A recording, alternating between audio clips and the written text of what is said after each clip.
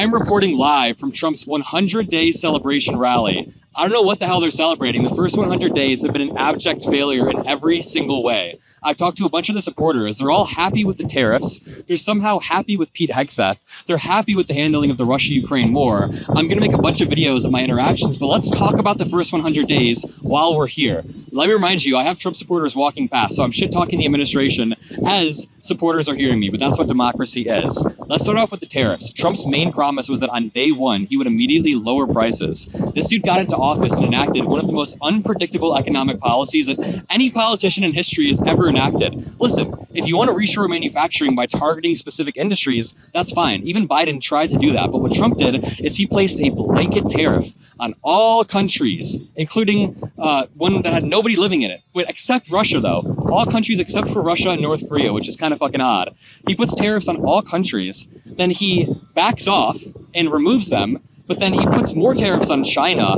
The entire unpredictability of it is hurting small business owners, hurting entrepreneurs. Most American families don't have $500 for an emergency, yet Donald Trump wants a $1,500 increase per year just based on the tariffs. Also, think about being a small business owner. Imagine being a toy manufacturer somewhere in New York. This actually happened. They tried to import some toys, but right as it hit Customs and Border Patrol, the tariffs hit. So then the toys were like 150% higher in price. So the company was sitting there. Do we do it? Do we not buy the toys? So they ended up making the purchase. Right after they made the purchase, Trump blinked and removed his tariff. So now we have a toy company in New York, which literally lost a shit ton of money and is now behind. So this unpredictable economic environment is hurting working class families. It's hurting entrepreneurs and small business owners, even top CEOs like Target.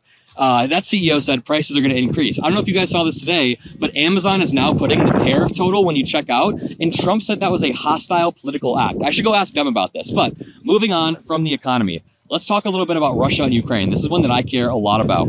Trump said on day one he would end the Russia-Ukraine war. It almost seemed like he had a peace deal with Netanyahu in Palestine for 1 second, but obviously that was a sham peace deal that fell through almost immediately. Almost immediately, Netanyahu continued the bombing, and that brings me on to Vladimir Putin. Over the past 30 days, Trump has signed a quote-unquote peace deal, but only one side laid down their weapons. That was Ukraine and Zelensky. Zelensky laid down his weapons. What Putin did off the back of that was continue to make more and more progress. He continued to kill Ukrainians, take homes, grab more land, all directly off the back of Trump pausing the weapons intelligence sharing to Ukraine. Here's the thing. If you're going to be the art of the deal master negotiator, you need to understand how leverage works. Right now, Russia does have more leverage because they have a bigger military, they have more land, but Ukraine can gain that leverage through security guarantees, through weaponry, through allies, through NATO, and then boom, you're above Russia. But what Trump has done is he's removed weapons, he's removed intelligence, he's cut off allies from Ukraine, and he bullied Zelensky in the Oval Office, therefore legitimizing Putin's imperial ambitions.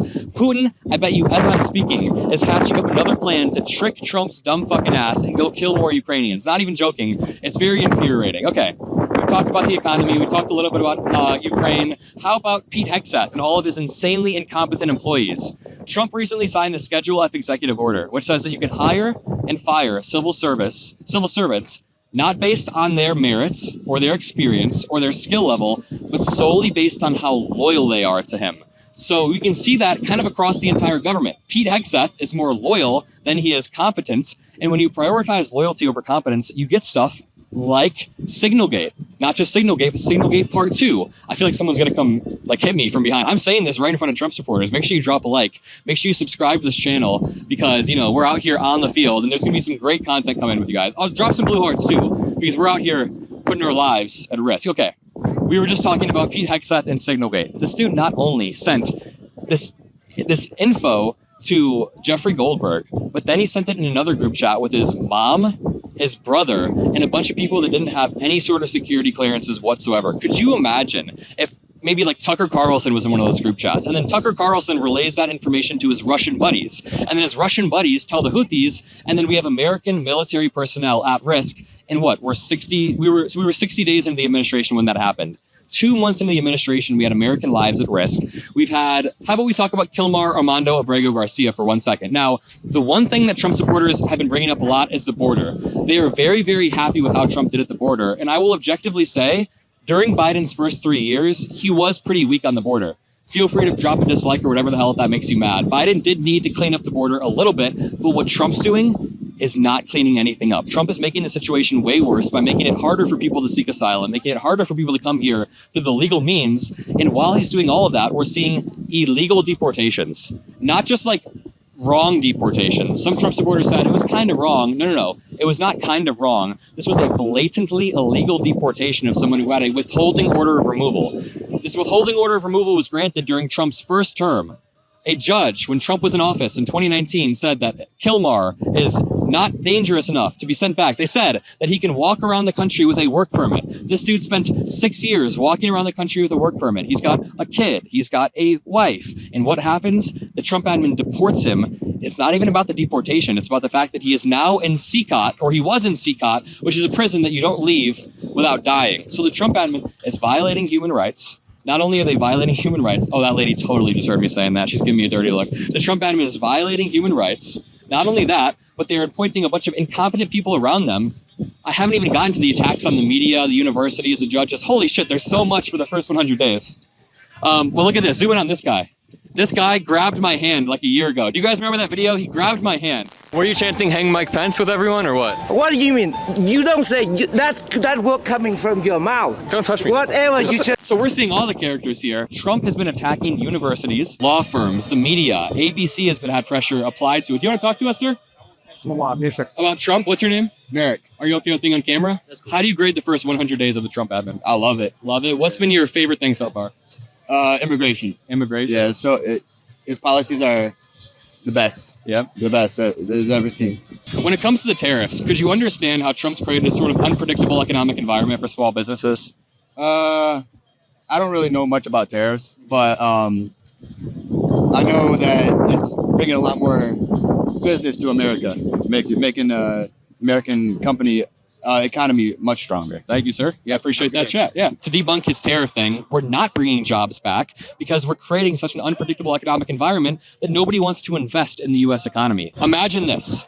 You're a small business owner trying to build a new manufacturing plant in America, and you have 100 days to do it. Trump's giving you 100 days. So in 100 days, you have to shore capital investment, you have to get the resources, you have to get it all to America, and you have to build it, right? But who's going to invest in your business when America is in such an unpredictable economic environment? There's going to be no outside capital investment. No one's going to want to build plants. The idea that jobs are going to move back to America is insane when Trump is basically creating 2 economic zones across the planet right now. Before Trump took office, the average tariff was roughly 5% on every country across the globe, just 5%. After he took office, the US now has 10% tariffs on every single country. So when other countries are looking to do trade, they see 2 zones. A big red no-no zone, that's America, and then the rest of the planet. The big red no-no zone is now the most expensive trading zone in the entire planet. Who are we here with? I'm here with my boyfriend, Doug. Hell yeah. Was that a joke or is that actually your boyfriend? No, we'll let you guys think about it. We'll figure it out. Well, how would you grade the first 100 days of the Trump admin? I love it. We love him. Yeah. We love Trump. Any problems at all? Have you found the tariffs a little bit unpredictable, or is it all? No, I don't know a lot about. I mean, I understand tariffs. But I think it's fair. We ship something to another country, they don't even want it, or they tax the hell out of it. But we accept everything, no fee usually. Yeah. So it seems fair. I don't have a problem with it. How have you felt about Elon Musk's involvement? We love Elon. You love Elon? Love Elon. Can I ask you a genuine question? Yeah. Does it ever scare you a bit when the richest guy on the planet is able to sort of buy his way into the White House? It seems a little bit fishy. Yeah, I don't really believe that. I don't buy it. Like look at what the Democrats did, Biden and the other side. What's the equivalent of Elon Musk though on the Democrats? They don't have one. I mean, I'm a libertarian at heart. That's the guy that flipped me off in my cyber truck. No, yeah. And then you guys became boyfriends after? Well, I don't know when it started. No. The Dems don't seem to have any core values anymore. It's like, Republicans or conservatives or libertarians. I base all my feelings and judgments off of the Bill of Rights and what we stand for. That's where all my decisions come from. So we're talking about putting men in women's bathrooms. At the top.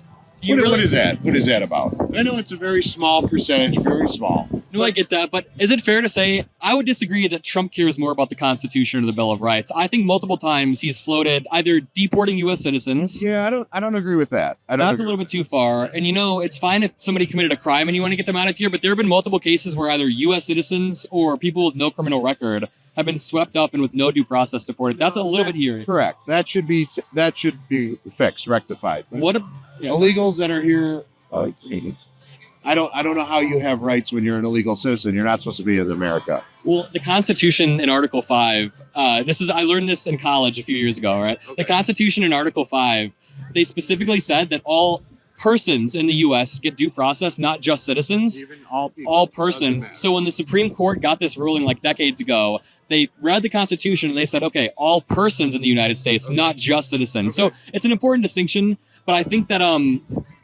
they don't get full rights. Immigrants do not get full rights, but you are afforded basic due process and stuff like that. Okay. Can I ask you about the Russia-Ukraine war? What's your read right now? I don't know much about that. We haven't. I mean, the news. I watch both sides. CNN, Fox. It's been silent, so I don't. I watched that interview with Tucker and Putin, and I'm not going to say I sympathize with Putin, but he lays out a lot of info. So I don't know a lot of the issue of why it started. I know that people say he wants to rebuild the old USSR. Is that true? That is what he generally speaking, Putin has said multiple times throughout the past few decades that he wants to rebuild and invade countries. So that's why it's kind of scary when he tries to invade his next door neighbor. And I'll agree with you on that. Here's the thing. The U.S.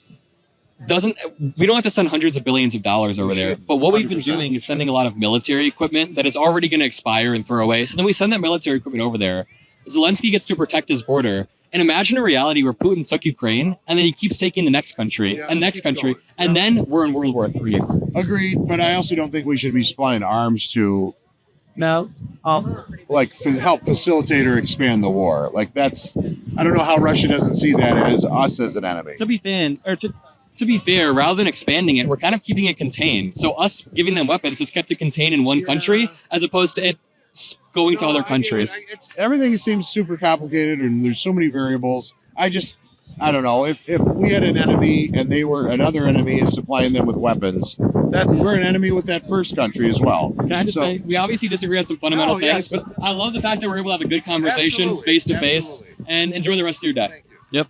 What an incredibly, incredibly nice guy. Here's the thing about these rallies. There's a weird level of cognitive dissonance because I'll go to these Trump rallies and everyone I meet is like a really nice person. Generally super nice people who will look you in your eye and say, hey, sir. Like one time a Trump supporter gave me gloves when he saw that I was cold. Super nice. But then you talk a little bit more and they're like, we don't really like certain minorities or gay people. So it's a little bit of a mind fuck, right? But right before I started talking to that guy, there was one more point I wanted to make regarding the Trump admin targeting universities, targeting the media, law firms. It's basically an assault on all fronts. And it ends with the courts and the judicial system. A judge was arrested recently. That's not even the case I want to talk about. I want to talk about Trump's consistent undermining of the judicial system because he just doesn't believe in process. Michael Popak made this point to me one time. He was like, when Trump was sitting in court, he realized that he hates any sort of process or due process or procedure. Now he's trying to attack our judges, our court systems, and erode every single check there is. There won't be independent universities. There won't be independent media. He doesn't want independent universities with free schools of thought. He doesn't want independent media who can push back on him. He wants the media to bend his knee. He doesn't even want Amazon to talk about his tariffs. All of this is going to come together to create a pretty scary, chilling effect. And I'm going to leave it at that. If you enjoyed this video, drop a like, subscribe. This one was special. I hope the audio was good. I hope you guys enjoyed it. I love all of you. And if I'm alive tomorrow, I don't get assassinated, then I'll make a video. See you.